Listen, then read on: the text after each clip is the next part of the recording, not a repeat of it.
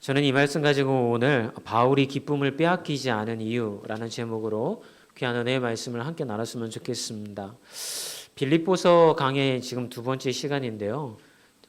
지난주에도 말씀드렸던 것처럼 빌립보서가 가장 전하고 싶은 메시지는 기뻐하라입니다. 기뻐하기 위하여서 바울은 어떻게 그의 신앙의 궤적을 만들어 갔는지를 저는 빌립보서를 통하여서 여러분과 함께 은혜를 나눌 거예요. 그런데 제가 이렇게 말씀을 묵상을 이렇게 하다가 보면요, 제 마음에 한 가지 와서 탁 하고 걸리는 게 있어요. 그게 뭐냐면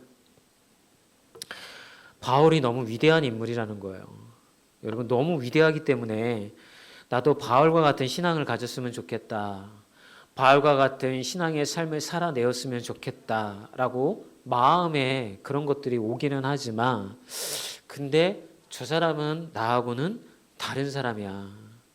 저 사람은 정말 하나님 앞에 칭찬받고 전 인생을 주를 위해서 살았던 그런 탁월한, 한마디로 신앙으로 난 사람인데, 나같이 평범하고 늘 죄 가운데 빠져 사는 사람이 어떻게 바울처럼 살 수가 있을까? 그 신앙의 간격이라고 할까요?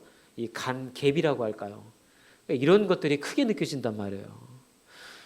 저도 하물며 그런데 우리 성도님들도 이 말씀 제가 주일날 선포를 할 때에 여러분 바울처럼 삽시다, 바울이 이럽니다 라고 했을 때 여러분의 마음에 그래 나도 바울처럼 돼야지 라고 결단하기보다 우리의 마음속에는 바울이니까 저렇게 했지, 나는 그 반의 반도 못 따라갈 거야, 이런 마음이 우리 안에 찾아온다는 거죠. 그러면 말씀을 전하는 게 별 의미가 없는 거죠. 왜냐하면 나와 다른 사람이고 나는 저렇게 못 살 건데 아무리 말만 좋으면 뭐해, 내 삶에 변화가 없는데, 이런 식의 신앙으로 나아갈 수밖에 없기 때문에 안타까울 수밖에 없는 거죠. 그래서 제가 고민을 하다가 이런 생각에 이르게 되었습니다. 그렇다고 한다면 바울이 로마의 감옥에 갇혔음에도 불구하고 그가 기쁨을 빼앗기지 아니하고 기뻐하는 인생을 살았다고 하는데, 그러면 그의 신앙의 궤적을 한번 추적을 해보자. 그가 뭐 우리 잘 알는 것처럼 바울이 로마의 감옥에 오게 된 어떤 과정들을 제가 사도행전 큐티를 통하여서 다 잘 들으셨을 줄 믿습니다. 다 이해를 하고 계실 줄 믿습니다. 가이사 앞에 가서 재판받겠다고 해서 바울이 온 거잖아요. 그런 삶의 어떤 신앙의 궤적을 따라가다 보면 바울이 왜 이렇게 이런 신앙을 갖게 되었을까라고 하는 포인트를 우리가 발견하게 된다는 거죠. 그러니까 이런 시작의 가장 밑바탕에 깔려야 될 공감대는 뭐냐면 바울도 나와 같은 똑같은 사람이라는 거. 그가 결단코 나와는 다른 초인적이거나 신앙의 어떤 그런 초인적인 대상이 아니라는 걸 밑바탕에 깔아둬야 된다는 거예요. 그러면서 바울이 이렇게 삶을 어떻게 해서 갔을까? 바울이 예수님 딱 만나고 나서 그래 난 이거야 하고 한 번에 뛴 게 아니에요. 바울도 성장해 갔다는 거예요. 그러니까 그것들을 따라가다가 보면 이래서 이랬구나 라는 걸 우리가 깨닫게 되어지면 우리는 적어도 바울의 10분의 1이라도 우리 삶에서 믿음의 길을 걸어갈 수 있지 않을까. 그런데 오늘 포인트는 뭐라고요? 어떻게 하면 바울처럼 상황에 굴복하지 아니하고 내가 기쁨을 빼앗기지 않을 수가 있을까. 이게 오늘 여러분들에게 전하고 싶은 메시지의 중심인 것입니다. 자, 바울은 그러면 어떻게 로마의 감옥에 있음에도 불구하고 그가 기쁨을 빼앗기지 않았을까요? 첫 번째는 바울은 감사를 우선했기 때문이에요. 바울은 감사가 그의 신앙 고백의 첫 번째가 되었기 때문에 그는 비록 감옥에 있었음에도 불구하고 그는 기쁨을 빼앗기지 않았던 겁니다. 본문 말씀 3절 말씀인데요. 함께 읽어볼까요? 내가 너희를 생각할 때마다 나의 하나님께 감사하며. 바울의 상황은 감사할 수 있는 상황이 아니에요. 아시잖아요. 감옥이잖아요. 근데도 불구하고 바울은 어떻게 이런 상황 속에서 주님 앞에 감사로 먼저 이 편지의 문을 열고 빌립보 교인들에게도 감사라고 권면할 수가 있었을까요? 그건 다른 것이 아니라 그는 상황을 놓고 먼저 기도한 게 아니었다는 거예요. 우리는 신앙생활 하다가 보면 문제가 생기고 기쁨도 빼앗기고 내 마음에 평안이 없으면 우리는 하나님 앞에 내 상황을 먼저 기도해요. 주님 이래서, 주님 저래서 제 안에 기쁨이 없어요. 돈도 없고 건강도 잃고 직장에서 스트레스 받고 삶의 여러 가정에 돌아가면 가정의 기쁨도 없고 하여튼 뭐 블라블라블라 랄랄라 주님 이래서 저희가 힘들어요 라고 하는 기도를 많이 하죠. 바울은 그러지 않았다는 거예요. 바울은 주님 제가 감옥에 있는데 어쩌고 블라블라블라 나 빨리 나가게 해주세요 블라블라블라 이렇게 하지 않았다는 거죠. 그는 그 안에서 스스로가 하나님 앞에 감사할 거리를 먼저 찾기 시작했다라고 하는 것입니다. 그래서 그 첫 번째 감사의 문을 바울의 문을 열었던 게 뭐예요? 주님 제가 기도한 대로 꿈꾼 대로 로마로 저를 복음 전파를 위해서 보내주심이 감사했던 거예요. 여러분 아시잖아요. 바울의 꿈은 로마에 가서 복음을 전하는 거였어요. 그게 땅끝이라고 여겼던 것이죠. 그런데 자기가 기대했던 방법이 아니라 주님께서 급행열차를 태워가지고서 죄인의 신분으로 가장 빠른 길을 통하여서 로마로 주님께서 보내셨던 거죠. 바울은 여기에 생각이 미치니까 우와 기도했던 대로 됐네.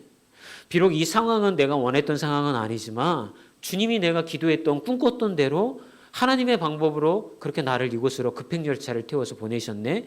바울은 그것을 깨닫게 되어졌고 바울은 감사할 수가 있었다라는 것이죠.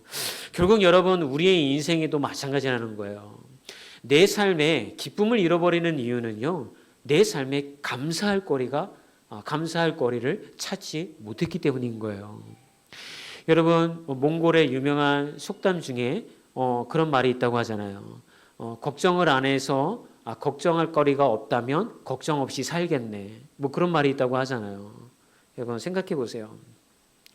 우리의 삶에 감사할 거리들이 얼마나 많습니까? 그러면 사실은 우리가 하나님 앞에 나와서 그 감사함을 통하여서 내 영이 하나님 앞에 조율이 되어져야 될 거죠. 그런데 우리의 삶을 뒤돌아보면 그 감사할 거리를 고백하는 게 아니라 이거 주세요. 해결해 주세요. 채워주세요. 이런 말들로 대부분의 신앙의 기도 시간을 채워나간다는 것이죠. 그래서 여러분 이 바울이 하나님 앞에 감사의 문을 열었던 것처럼 여러분 우리 모두가 하나님 앞에 감사로서 나아가는 분들이 되어졌으면 좋겠습니다. 여러분 이 코로나 시대에요. 정말 교회들이 어려움을 많이 겪고 있어요. 그런데 우리 이것도 참 어쩌면 이기주의적인 건데 그래도 감사한 건 우리 교회는 의도하지 않았지만 하나님은 그 고비에서 피할 길을 예비해 주시고 교회가 이전해 오고 인도해 가신다는 걸 제가 참 보면서 어떤 목사님들은 우리 목사님들이 많이 찾아오셨어요. 지난 1년간 뭐 구경도 오시고 또 오셔서 여러 가지로 이야기도 나누시고 많이 오셨거든요.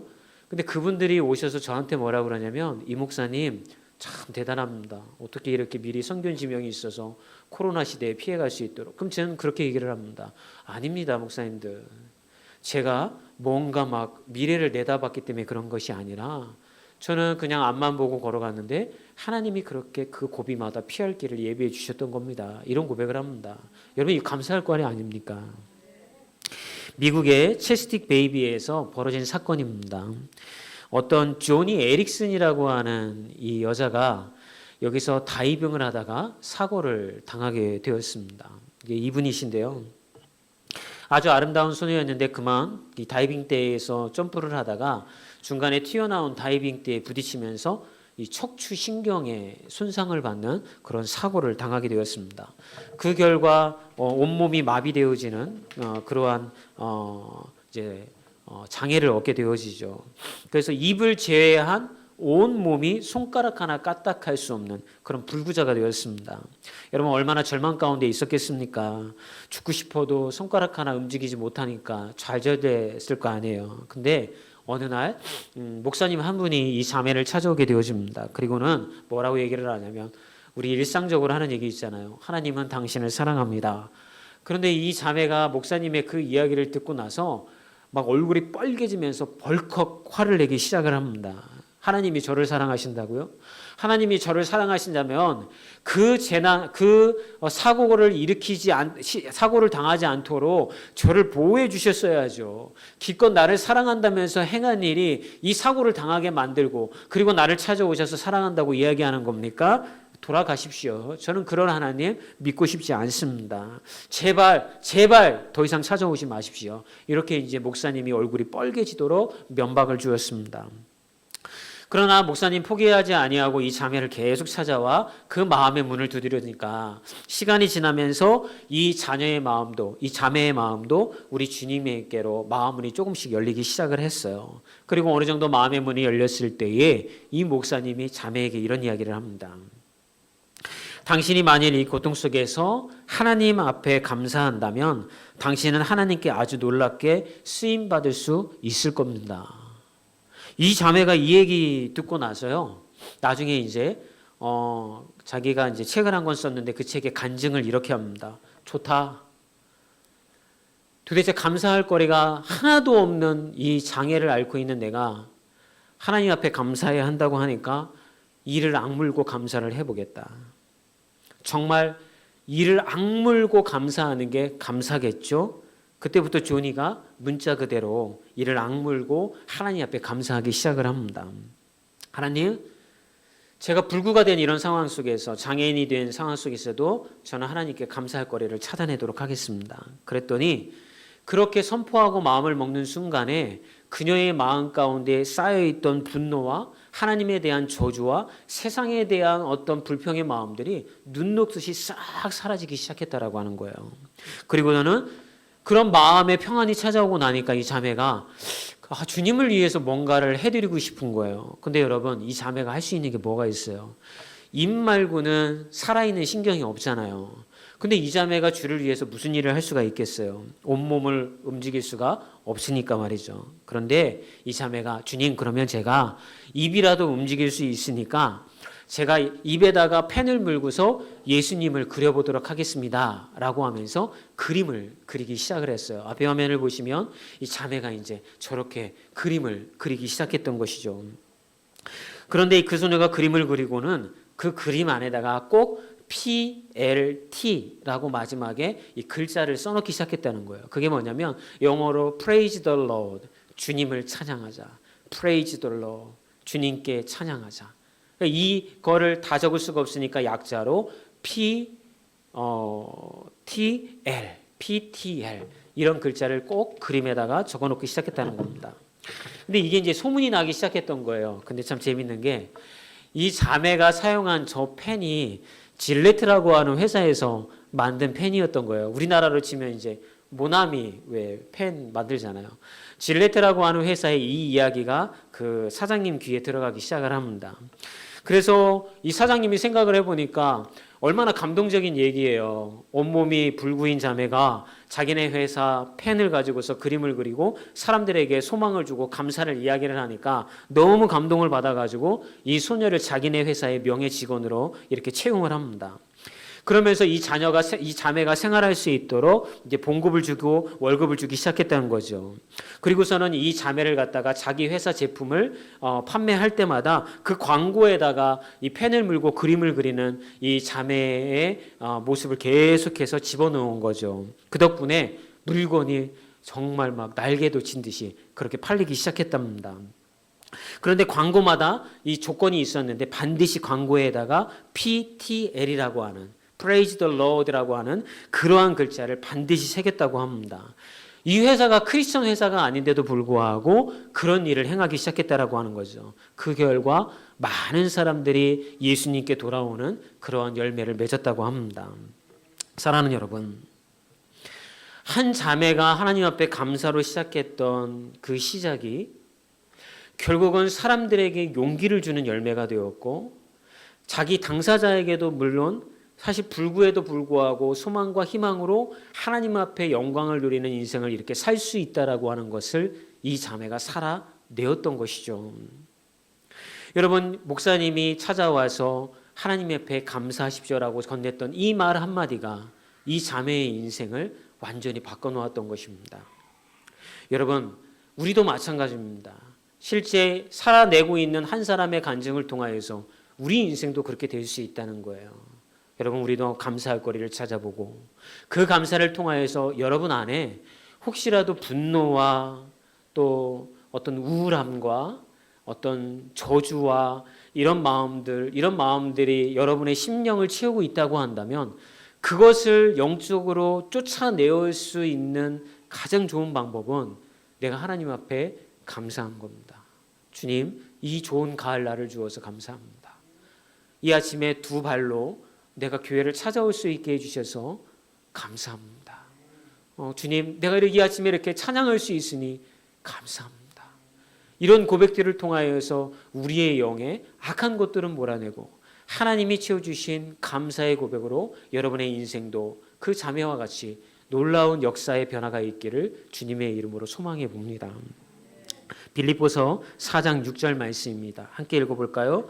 아무것도 염려하지 말고 다만 모든 일에 기도와 간구로 너희 구할 것을 감사함으로 하나님께 아뢰라. 그러면 놀라운 역사가 일어날 줄 믿습니다.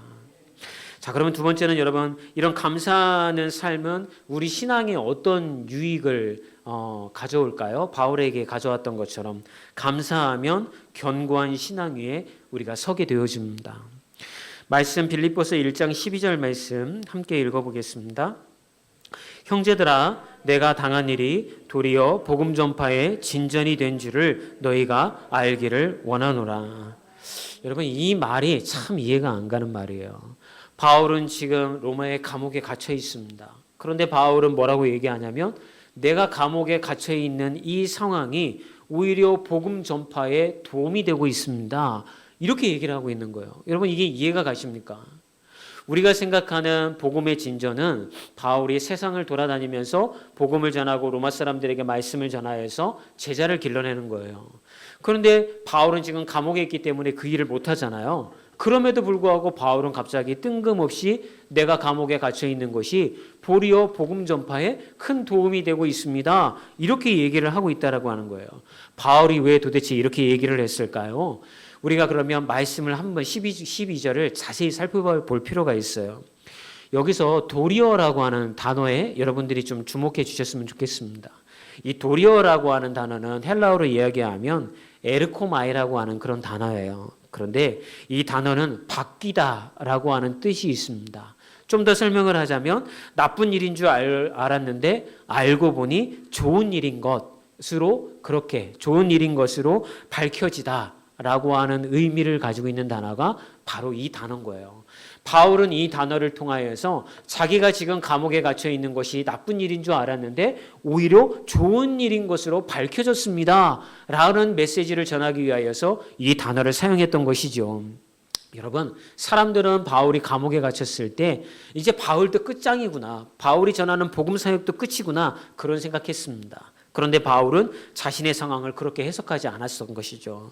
바울이 어떻게 이 상황이 복음의 진전이 되어져 있는지 궁금해하는 사람들에게 이렇게 설명을 합니다. 우리 빌립보서 1장 13절 말씀입니다. 함께 읽어볼까요? 이러므로 나의 매임이 그리스도 안에서 모든 시대 안과 그 밖의 모든 사람에게 나타났으니. 로마에는요, 감옥을 지키는 정예 군사들이 있었어요. 이 사람들을 시위대라고 했어요. 왕을 경호하거나 중요한 아주 사람들을, 어떤 죄인들을 지킬 경우에 이 시위대 군사들이 나아가서 그 일을 행했던 것이죠. 그 당시 로마에는 약 9천 명의 시위대가 있었다고 합니다. 그런데 이 시위대 선발이 굉장히 엄격했어요. 로마는 여러 식민지를 두었기 때문에 외부에서 사람들이 많이 왔잖아요. 그런데 이 시대에 들어가려고 한다면 충성심도 높아야 하지만 반드시 로마인이어야만 했어요. 그런 사람들로 구성되어져 있는데 바울이 감옥에 있는 동안에 2인 1조가 되어서 24시간을 바울을 감시하고 지키게 되어지니까 저절로 이 사람들이 바울을 찾아오는 거죠. 그 외에도 이 감옥 바깥에 있었던 사람들이 바울을 찾아왔는데 그때마다 바울이 그들에게 복음을 전했던 거예요. 여러분, 내가 예수를 어떻게 알게 되었는지 아십니까? 예수님은 하나님의 아들이십니다라고 하는 복음을 전하는데 이 사람들이 바울의 복음에 전하는 그런 말씀을 듣고 제자 훈련이 되어진 거죠. 그래서 이분들이 마음에 회심을 하고 나아가서 다른 시위대 군사들에게 바울이 전한 복음에 대한 이야기를 하니까 이 사람들로 인하여서 로마 곳곳에 복음이 전해지기 시작했다라고 하는 거예요. 바울도 이런 상황이 납득이 되어지지를 않는 거예요. 이해가 되어지지 않는 거예요. 어떻게 해서 이런 일이 일어나는 거지? 어떻게 이런 상황이 지금 나한테 있는 거지? 이러면서 너무나도 바울도 감사하면서도 약간 자기도 이해가 안 가니까 그가 1장 18절에 뭐라고 이야기를 하냐면 이렇게 고백을 합니다. 함께 읽어볼까요? 시작. 그러면 무엇이냐? 거칠애로 하나 참으로 하나 무슨 방도로 하든지 전파되는 것은 그리스도니 이로써 나는 기뻐하고 또한 기뻐하리라. 바울은 자기가 지금 경험하는 거예요. 야, 내가 감옥에 갇혀 있는데 나도 이해 안 가는 이 상황 속에서 정예 군사인 시대들이 내 이야기를 듣고 회심이 일어나요. 그들이 나아가서 다른 사람들에게 복음을 전해요. 로마의 복음이 전해지고 있다는 것이 외부에서 바울을 면해온 사람들을 통하여서 이야기가 들려와요. 와, 세상에 이게 하나님의 뜻이었구나. 이게 하나님의 방법이었구나. 그래서 나를 로마의 감옥에 주님이 보내셨던 거구나. 여러분 사실은 로마에서 나아가서 길거리에서 전도하고 복음을 전하는 것은 불법이었어요. 아무리 바울이 로마에 와서 전도를 하려고 해도 못하는 상황이었어요. 그런데 그를 하나님은 감옥에 집어넣어버려요. 그리고 거기서 역사를 일으켜서 로마가 복음화 되어지는 상황을 연출하신 거죠. 바울은 자기도 그걸 보면서 세상에나 그냥 거칠애로 복음을 전하든지 참으로도 복음을 전하든지 그게 중요한 게 아니야. 어찌됐든 간에 예수 믿는 사람들이 지금 늘어나고 있다고 하잖아. 야, 이러니 내가 기뻐하지 않을 수가 있는가? 라는 걸 경험하면서 바울은 한 단계 수준 높은 견고한 믿음 위에 그가 서게 되었다라고 하는 것입니다. 사랑하는 여러분, 우리의 인생도 마찬가지인 거예요. 때로는 우리의 인생이 돌아가는 것 같고 굽어가는 것 같아도 하나님은 우리의 인생을 하나님 보시기에 직선으로 이끌고 계신 줄 믿습니다. 그래서 하나님 안에서 복음을 위해서 걸어가는 길은 결코 굽이 도는 인생이 되는 것이 아니라 직선과 같은 인생 역전이 일어나는 인생, 하나님이 사용하시는 인생이 되어질 줄 믿습니다. 여러분, 인생지사 세옹지마라고 하는 말 잘 아시죠? 이 세옹지마라고 하는 말은 옛날 중국에 세옹이라고 하는 사람이 있었어요. 그런데 어느 날 이 사람이 기르고 있던 말이 오랑캐 땅으로 도망을 가버렸습니다. 그래서 사람들이 그 세옹이라는 사람한테 얘기를 합니다. 아이고, 어떡해요.